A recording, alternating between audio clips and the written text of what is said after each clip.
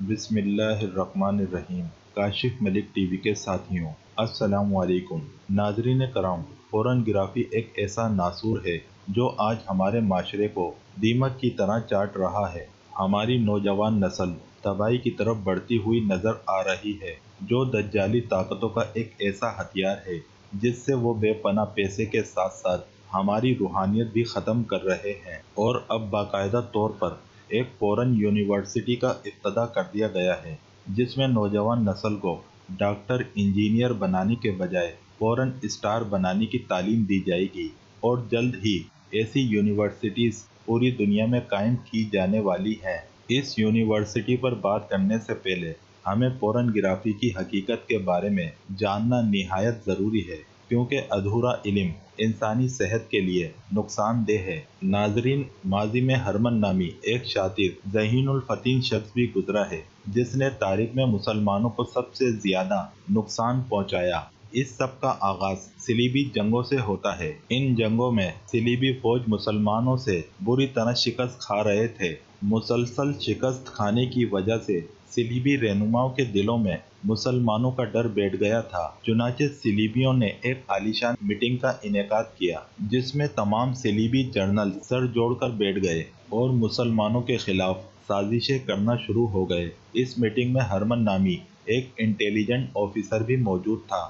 یہ شخص intelligent officer ہونے کے ساتھ ساتھ ایک ماہر نفسیات بھی تھا۔ اس نے مسلمان فوج کی نفسیات کا باغور مطالعہ کیا تھا۔ اس میٹنگ کا مقصد ایسا منصوبہ تیار کرنا تھا جس پر عمل کر کے مسلمانوں کو شکست دے سکیں۔ اس منصوبے پر عمل کرنے سے پہلے مسلم فوج اور صلیبی فوج کا موازنہ کرنا بھی ضروری تھا۔ اس موازنے سے صلیبیوں کو پتہ چلا کہ مسلمان رات بھر سجدوں میں روتے اور دن بھر جنگ کے میدانوں میں دشمنوں پر بارش کی طرح برستے۔ ان کے اندر ایک عجیب ہی دنیا آباد ہے، ایک ایسی دنیا جسے وہ ایمان کہتے ہیں، اور یہی ایمان انہیں دنیا کے ہر خوف و ڈر اور لذت پرستوں سے بہت اوپر بہترین جنگجو بنائے رکھتا ہے۔ جبکہ مسلم کے برعکس صلیبی فوجی رات بھر زنا کی محفل، شراب نوشی اور دنیا کی رنگ رلیوں میں مشغول رہتے، لہذا دنیا چھوڑ کر نئے جہاں کا خوف انہیں شکست فاش سے دوچار کرتا ہے۔ اس کے علاوہ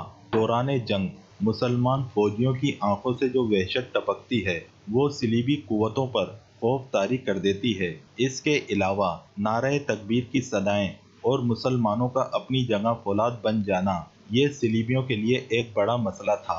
صلیبی فوجی اور مسلمان مجاہدین کا موازنہ کرنے کے بعد انٹیلیجنٹ آفیسر ہرمن کہنے لگا کہ میری 60 سالہ زندگی کا تجربہ ہے، ایک عیاش پسند وجود کبھی بھی زندگی کے میدان میں بہترین سپاہی نہیں بن سکتا، خصوصاً وہ لوگ جو سیکس کے معاملات میں زیادہ دلچسپی رکھتے ہیں۔ ان کی روحانی طاقتیں ختم ہو جاتی ہیں۔ اور اگر میں مسلم فوج کی بات کروں تو مسلمان فوج میں ایسے نوجوانوں کی اکثریت ہے جو سیکس کی لذت سے یکسر ناآشنا ہیں۔ ان میں سے شادی شدہ بھی اس چیز کو زیادہ نہ آزما پاتے، لہذا اگر مسلم فوج میں جنسی بھوک پیدا کر دیں تو ان کی سوچ اور نظریات کو کمزور کیا جا سکتا ہے۔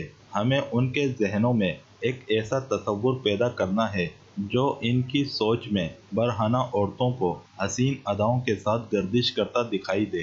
اس کے بعد وہ بآسانی خود کو ہماری ثقافت کے حوالے کر دیں گے، کیونکہ یہ ہماری ایجاد ہوگی اور یہ واحد طریقہ ہے جس سے ہم مسلمانوں کو شکست دے سکتے ہیں۔ اس کے ساتھ ہی ہرمن نے نہایت شاطرانہ انداز میں تاریخ کا سب سے بھیانک منصوبہ صلیبی جنرلوں کے سامنے پیش کر دیا۔ تاریخ آج اس شیطانی منصوبے کو فورن گرافی کے نام سے جانتی ہے۔ ناظرین، صلیبیوں نے اس منصوبے پر عمل کرتے ہوئے دنیا کے مشہور مصور اور منظر نگاروں کو منہ مانگے پیسوں میں خریدنا شروع کر دیا اور ان سے ایسی فاحش تصویریں بنوائیں جسے دیکھ کے نظریں ہٹانا مشکل ہو جاتا تھا۔ خفیہ طور پر ان تصویروں کی مدد سے مسلمانوں میں فحاشی کا تصور پیدا کیا جانے لگا۔ اس منصوبے کے ایک سال بعد سلطان صلاح الدین ایوبی کو اطلاع ملی کہ رات کو فوج کے کچھ نوجوان غائب پائے جاتے اور نوجوانوں میں اکثر جنسی گفتگو بھی سنی گئی ہے۔ سلطان صلاح الدین ایوبی نے اس معاملے کو اتنا سنجیدگی سے لیا کہ اس پر خود تحقیق کرنے کا فیصلہ کیا۔ تھوڑی تحقیق کرنے سے سلطان کو پتہ چلا کہ مسلم فوج سے کچھ فاصلے پر ایک قافلہ رکا ہوا ہے جو بظاہر تو مسلمان لگتے ہیں اور ان کے پاس فاش تصویروں کے کچھ نمونے بھی موجود ہیں۔ جب سلطان نے وہ تصویریں دیکھیں تو دنگ رہ گئے۔ ان میں ایسی منظر کشی کی گئی تھی کہ کوئی بھی نوجوان سیکس کے لیے جنونی ہو سکتا تھا۔ اسی دوران سلطان صلاح الدین ایوبی کو دمشق اور مصر کے علاوہ کچھ اور شہروں سے اطلاعات ملی کہ شہر میں فاش تصویروں کے قبہ خانے کھل گئے ہیں جہاں جنسی اشتعال انگیز تصویریں دکھائی جاتی ہیں۔ نوجوانوں میں باقاعدہ جنسیت کی تعلیم دی جاتی ہے۔ ساتھ یہ بھی پتہ چلا کہ مسلمان نوجوان بڑی تیزی سے برائی کی طرف بڑھ رہے ہیں۔ چنانچہ سلطان صلاح الدین ایوبی نے فوراً اپنی جنگی پیش قدمی روکی اور پورنوگرافی کے اس ناسور کے خلاف محاذ کھولا۔ اس حوالے سے سلطان صلاح الدین ایوبی نے اپنے تاریخی خطاب میں فرمایا تھا کہ ہر قوم کی طاقت اس کا اچھا یا برا کردار ہوتا ہے۔ دشمن ہماری اصل طاقت کا اندازہ لگا چکا ہے، اب وہ سامنے کی جنگ کبھی نہیں کرے گا، اس لیے اب دشمن ہمارے قومی کردار پر حملہ آور ہوگا، کیونکہ لازمی نہیں جنگ اب میدانوں میں ہو، جنگ سوچوں اور رویوں کی بھی ہوتی ہے۔ جو قوم اس پر غالب آ جاتی ہے وہ فتح یاب ہو جاتی ہے۔ حضرت سلطان صلاح الدین ایوبی رحمۃ اللہ علیہ اپنی آخری سانس تک اس ناسور کے خلاف لڑتے رہے۔ بالآخر بیت المقدس کی فتح کے بعد سلطان اس دنیا فانی سے کوچ کر گئے۔ ناظرین، صدیاں بیت گئیں لیکن صلیبیوں کے تیار کردہ اس زہریلے ہتھیار کا علاج دریافت نہ ہو سکا۔ آخرکار 18ویں صدی کا سورج طلوع ہوا۔ یہ وہ صدی تھی جب سائنس کے علم میں انقلاب کی فضا پیدا ہونا شروع ہوئی تھی۔ 18ویں صدی میں پورنوگرافی کا یہ کام پھر نئے انداز سے شروع ہوا۔ اس مرتبہ پورنوگرافی کے لیے لکڑی کا استعمال کیا گیا۔ اس کے علاوہ درختوں کو کاٹ چھانٹ کر جنسی حصوں کی طرح بنا دیا گیا۔ اس مرتبہ فحاشی کے اس ناسور کو ووڈ پورنوگرافی کا نام دیا گیا۔ فحش نگاری کا یہ انداز فرانس کے لوگوں میں بہت مشہور ہوا، جسے دیکھ کر لندن اور امریکہ میں بھی چھوٹے بڑے ووڈ پورن ہاؤس کھول دیے گئے۔ پھر 1839 میں کیمرہ ایجاد ہوا۔ اس ایجاد نے جہاں سائنس کی دنیا میں نیا انقلاب برپا کر دیا، وہیں یہ بہت جلد پورنوگرافی کا ایک اہم ہتھیار بن گیا۔ 1855 میں پہلی مرتبہ کیمرے کو پورنوگرافی کے لیے استعمال کیا گیا، مگر اب مسئلہ یہ تھا کہ کیمرہ تصویر کی ایک ہی کاپی بناتا تھا۔ اس تصویر کو بہت زیادہ شیئر نہیں کیا جا سکتا تھا۔ اس مسئلے کا حل چند سال بعد پرنٹر کی صورت میں نظر آیا۔ دوستو، سن 1863 میں پرنٹر ایجاد ہوا۔ اس ایجاد کے ساتھ ہی سیکس تصویروں سے بھرپور پلے کارڈ اور جنسی خاکے لوگوں کے ہاتھوں میں آ چکے تھے۔ 1871 میں بلیک اینڈ وائٹ رزلٹ میں پوری شدت کے ساتھ مارکیٹ میں آ چکی تھیں۔ ان مارکیٹوں میں فرانس کی مارکیٹ سب سے آگے رہی۔ پھر 1876 میں ویڈیو کیمرے کی ٹیکنالوجی منظر عام پر آئی۔ یہ ویڈیو کیمرہ ایک سیکنڈ میں 7 تصویروں کو کیپچر کیا کرتا تھا۔ پھر ان تصویروں کو چرخہ نما مشین پر ایک بڑے رول کی صورت میں چڑھایا جاتا اور اس چرخے کو ہاتھ سے چلایا جاتا۔ اس طرح تمام تصویریں اتنی تیزی کے ساتھ گزرتی تھیں جیسے اسکرین پر کوئی فلم چل رہی ہو۔ اس کے بعد ویڈیو ٹیکنالوجی کے دور کا آغاز ہوا۔ پھر یورپی ممالک نے فلم ساز انڈسٹری کا ڈھانچہ تیار کرنا شروع کر لیا۔ اس کے ساتھ ہی تاریخ میں پہلی مرتبہ باقاعدہ طور پر پورن انڈسٹری کا آغاز ہوا۔ پہلی پورن فلم 1895 میں ریلیز ہوئی اور یہ فلم 16 منٹ کی تھی، جس میں ایک عورت کو برہنہ انداز میں ہوش ربا اداؤں کے ساتھ پیش کیا گیا۔ یہ فلم نہایت منافع بخش ریکارڈ کے ساتھ مقبول ہوئی۔ اس کے ساتھ ہی سیکس کی خواہش ضرورت سے بڑھ کر جنون میں تبدیل ہو گئی۔ یورپ کے گلی کوچوں میں لوگ بیہودہ مذاق اور چھیڑ خانی کرنے لگے۔ پھر یہی چیز آگے چل کر یورپی ثقافت کا حصہ بن گئی۔ ناظرین، 19ویں صدی کے آغاز میں ہی ویڈیو ٹیکنالوجی میں مزید بہتری آئی اور منظر پہلے سے زیادہ صاف اور معیاری ریکارڈ ہونے لگے۔ اس کے ساتھ ہی فرانس اور یورپ کے دیگر ممالک میں سرکاری سطح پر تھیٹر کھول دیے گئے، جہاں فاش اداکاروں کی پیداوار کا سلسلہ شروع ہوا۔ 1920 تک یورپی تہذیب پورنوگرافی کے زہر میں ڈوب چکی تھی۔ عوام سڑکوں پر بیڈ روم بنا کر اپنا شوق پورا کرنے لگی۔ ساحل سمندر عیاشیوں کے اڈے بن گئے۔ میاں بیوی ایک دوسرے کی ذمہ داریوں سے بھاگنے لگے۔ پھر ایک وقت ایسا بھی آیا جب یورپی ممالک میں سیکس ویڈیو کی ڈیمانڈ کم ہونا شروع ہو گئی، کیونکہ عوام ایک ہی سین دیکھ کر بور ہونے لگی تھی۔ دوسرا، باضابطہ خود ان کا معاشرہ بہت آزاد ہو گیا تھا کہ ویڈیو دیکھنے کی ضرورت روز بروز کم ہونے لگی۔ اس مسئلے سے پریشان ہو کر پورن انڈسٹری نے نئے طریقے پر کام کرنے کا سوچا۔ اس طرح پورن کیٹیگری پروجیکٹ کا آغاز شروع ہوا۔ اس پورن کیٹیگری پروجیکٹ میں سیکس کو کئی اقسام میں تقسیم کیا گیا۔ ہر کیٹیگری کا منفرد انداز ہوتا۔ یہ پروجیکٹ پورن انڈسٹری میں آب حیات کا کام کر گیا، کیونکہ اسی کی بدولت ہر شخص کی جنسی نفسیات ابھر کر سامنے آئی۔ دوسری طرف 1970 میں پورنوگرافی کا یہ زہر برّ صغیر میں داخل کرنے کی کوشش کی گئی۔ پہلے پہل تو یہ تصویروں پر مشتمل تھا، لیکن باقاعدہ ویڈیو دکھانے کے لیے یورپی کمپنی نے پاکستان اور بھارت میں سینما کھولنے کی اجازت مانگی۔ اس کے جواب میں صرف ان کو انکار ہی نہیں کیا گیا، بلکہ پورنوگرافی کو ایک جرم قرار دے دیا گیا۔ پھر 1980 میں وی سی آر ٹیکنالوجی برّ صغیر میں عام ہوئی۔ اگرچہ 70 کی دہائی میں کمپیوٹر پاکستان میں آ چکے تھے، پر لوگ اس سے ناآشنا تھے، لہٰذا لوگ پردہ اسکرین سے ہٹ کر وی سی آر کی طرف متوجہ ہوئے۔ اسی دوران پاکستانی فلم انڈسٹری پوری شان سے ابھر کر سامنے آئی۔ یورپی کمپنیز نے جب ایشیائی لوگوں کا وی سی آر کی طرف رجحان دیکھا تو ان کی آنکھوں میں لالچ کی چمک پیدا ہوئی۔ یوں فاش فلمیں پاکستان اور بھارت کے علاوہ ایشیائی ممالک میں بلیک ہو کر بکنے لگیں۔ پھر 1998 میں پورن انڈسٹری کسی نامعلوم ہاتھوں میں چلی گئی۔ پہلے یہ انڈسٹری جنسی کاروبار کے طور پر استعمال ہوتی تھی، لیکن پھر اسے پوری دنیا میں جنسی دہشت گردی کرنے کے لیے چنا گیا۔ ناظرین، پورن انڈسٹری نے کچھ ایسے جنسی طریقے متعارف کروائے جو براہ راست کینسر، ایڈز اور دیگر تباہ کن بیماریوں کا باعث بنتے ہیں، جس میں اورل سیکس اور اینل سیکس سر فہرست ہیں۔ ان جنسی طریقوں کے باعث انسانی جسم میں ایسی بیماریاں پیدا ہوتی ہیں جس کا علاج صرف اور صرف اسرائیلی کمپنیوں کے پاس ہے۔ اس طرح یہودی کمپنیاں پورنوگرافی سے بے انتہا پیسہ کمانے لگیں۔ اس کے بعد 20ویں صدی کا سورج طلوع ہوا۔